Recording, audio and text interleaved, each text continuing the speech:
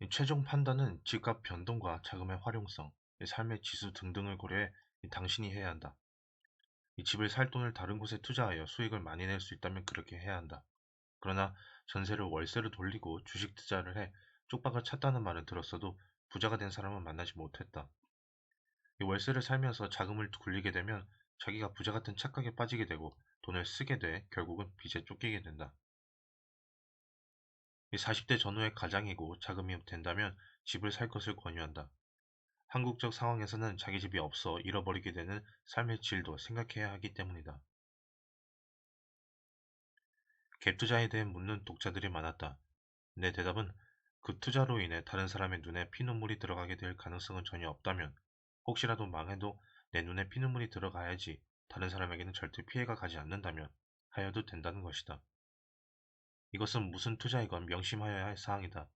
남의 눈에서 피눈물이 나오게 할 가능성이 있는 짓은 절대 하지 마라.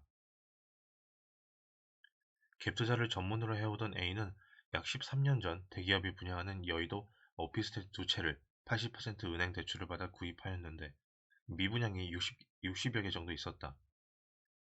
분양 업체는 그 60여 개를 모두 인수하면 20% 정도 깎아주겠다고 했고, A는 분양 계약서에서의 금액은 원래대로 작성하는 조건으로 그것들을 모두 80% 은행 대출을 받아 인수하였다. 자기 돈 없이 60여 개를 소유하면서 은행 이자보다 높은 월세를 받게 된 것이다. 그래서 부자가 되었을까? A는 그 당시 여의도에서 60평대 아파트 두 채를 터서 살 정도로 처음에는 신이 났지만 은행 대출을 받을 때 이 제출한 분양계약서가 허위라는 것이 나중에 들통나면서 이 대출이 모두 취소되어 결국 2015년부터 2018년까지 모조리 경매로 넘어가고 구속되어 3년형까지 받았다. 나이가 나하고 비슷한 A가 출소 후 내게 한 말은 이랬다. 갭 투자에 매달려 평생을 마음 졸이며 살아왔는데 이제는 마음 편하게 살 것 같네요. 삶의 우열은 돈으로 가려지는 것이 아니다. 기요사키는 진짜 아버지의 경제관을 설명하면서 가난한 아버지가 삼촌 두 분이 20년 동안의 군 복무를 마치고 퇴직한 후에 평생 연금 혜택을 받은 것에 감명을 받았다고 표현했다. 물론 기요사키는 가난한 아버지의 연금 선망론보다는 부자 아빠의 재정 자립론을 더 옹호한다. 하지만 연금 생활이 나쁘다고 할 수는 없다. 사람은 돈만 갖고 사는 것은 아니다. 느리게 사는 것도 나쁜 것은 아니라는 말이다. 미국에서도 연금 범위 내에서 재미있게 생활하는 사람들이 많다. 한국은 여러 가지로 불안정한 측면이 많아 과연 내가 연금을 제대로 받을 수 있을까 하는 불안감이 있는 것도 사실이지만 미국은 퇴직연금 시스템이 잘 갖춰져 있다. 연금으로 만족할 만한 삶이 보장된다고 할 때 과연 그 수혜자가 불행하다고 할 수 있을까? 부자 아빠, 가난한 아빠의 가장 나쁜 요소는 돈이 없는 사람들을 야단치는 듯한 분위기를 띠고 있는 점이다. 이 게으름을 꾸짖는 것이 아니라 가난의 원인을 투자에 대한 무지로 몰면서 이 가난을 부끄럽게 여기게 하는 인상을 강하게 준다. 설령 기요사키식의 금융 지식이 없는 사람이라고 하더라도 미련하거나 열등한 삶이라고 매도할 수는 없다. 이것은 나의 철학이다. 게다가 가난의 원인은 금융 지식의 부재에 있는 것이기보다는 이를 통하여 이 세상에서 더 큰 대가를 얻어내는 방법을 모르는 무지에 있음을 알아야 한다. 덧붙여 말하자면 이 사람이 생을 살아가는 형태에는 여러 가지가 있다. 부자로 사는 삶만이 유일한 삶의 형태로 숭배되어서는 안 된다. 나처럼 부자로 살겠다고 작정을 하고 덤빈 삶도 인간의 삶이며, 이 반대로 가난하지만 자연 속에서 절약하며 삶을 관조하며 사는 것도 인간의 삶이고, 평생을 남을 위해 봉사하는 봉사자들의 삶도 인간의 삶이며, 이 자기가 좋아하는 것을 평생 하지만 이 가난에서 헤어나오지 못하는 삶도 인간의 삶인 것이다. 즉, 삶의 형태에 우열은 없으며 모든 것은 각자가 삶을 어떻게 바라보고 있는가에 달려있다. 기요사키의 가난한 아버지는 우리는 그냥 가르치는 것을 좋아할 뿐이야 라고 말한다. 가르치는 게 좋아 교단 생활을 오래 한 가난한 아버지는 부자 아빠에 비해 결코 열등하지 않다는 점을 기억해야 한다. 주식 투자는 쓸 일이 없는 여유 자금으로 하라. 기요사키가 말하는 투자 방법들에 매혹되는 사람들은 투자 관련 서적을 별로 접해보지 않았던 문외한들과 투자 초보일 것임이 분명하므로 언급할 필요를 느끼지 못한다. 다만 기요사키 논리의 핵심은 투자를 잘하여야 부자가 된다는 것인데, 비록 투자가 중요한 것이기는 하지만 나는 다르게 말하고 싶다. 나는 우선은 일을 현명하게 잘해야 하며, 그래서 이 사회에서 받는 대가를 극대화시켜 종잣돈을 만들고 그 종잣돈으로 투자를 하면서 한편으로는 계속 사회로부터 대가를 받아 나가야 한다고 믿는다. 그래야 종잣돈이 날아가도 생활에 타격을 받지 않는다. 특히 주식 투자는 여유 자금으로 하여야 한다는 말을 수없이 들었을 것이다. 여유 자금이란 무엇인가? 6개월 후 집을 옮길 자금 같은 것이 여유 자금인가? 천만의 말씀이다. 이 여유 자금에 대한 내 정의는 미래의 어느 날이 와도 쓸모가 없는 자금이다. 하지만 사람들은 미래의 어느 날이 오면 사용하여야 할 용도가 있는 자금을 갖고 투자를 한다. 즉, 심리적으로 시간에 쫓긴다는 말이다. 이런 투자는 90%가 실패하고 만다. 이 집중 투자인가 분산 투자인가 하는 문제는 위험도에 대한 개인의 태도 및 자금의 성격, 그리고 자금의 크기, 투자 대상 회사나 부동산에 대한 지식 등과 관련된 것일 뿐이지 그 이상도 그 이하도 아니다. 어떤 것이 더 좋을지는 일률적으로 말하기는 어렵다는 말이다. 하지만 나 자신은 분산 투자를 신봉한다. 아주 적은 금액으로 주식 투자를 직접 해보는 것은 바람직하다. 왜냐하면 이 게임이 그렇게 만만한 것이 아니라는 사실을 조만간 배우게 될 것이기 때문이다.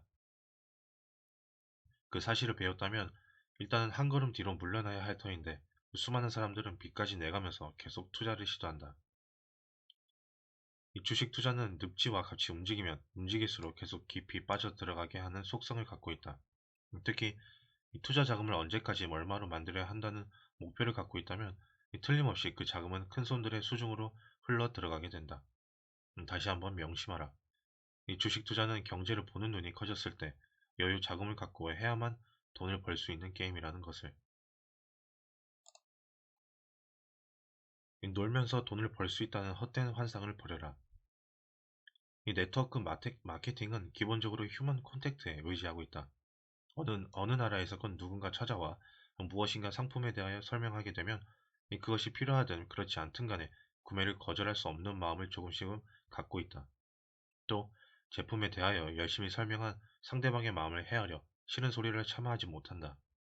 그러다 보니 이 판매자는 자신이 강매한 것은 아니며 구매자가 정말로 필요로 하는 것을 구입하였다는 착각을 하게 되고, 정말 구매자에게 필요한 정보를 주었다는 식의 자기 최면에 빠지고는 만다. 그들은 구매자들이 쑥덕거리는 말들을 듣지 못한다. 그럼에도 불구하고 어떤 사람들은 네트워크 마케팅은 대학에서 강의까지 되고 있는 유통에 관한 새로운 아이디어라고 주장한다.